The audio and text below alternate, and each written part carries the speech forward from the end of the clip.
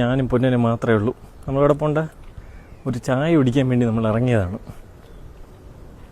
ഇവിടെ ഒരു ചായക്കട പോലും ഇല്ല.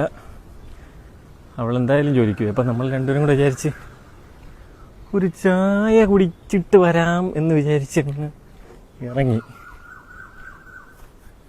ഇല്ലടാ പൊന്ന?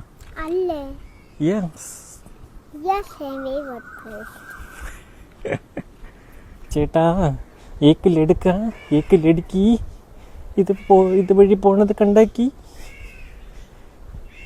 ചായക്കട ഉണ്ടാ നമ്മൾ എങ്ങനെ ചോദിക്കും?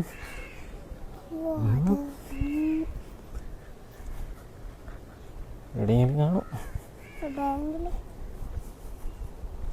തപ്പിയെടുക്കാം നമുക്ക്. അതാ 2 കോഴി.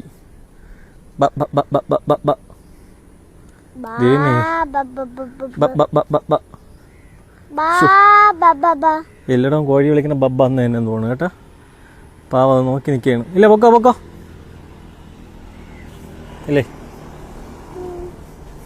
നമുക്ക് ചായക്കട അറിഞ്ഞിടത്തോണ്ട് ഒരാൾ നമ്മൾ വിളിച്ചു വരുത്തിയിരിക്കുകയാണ് ചായക്കട കണ്ടുപിടിക്കാൻ.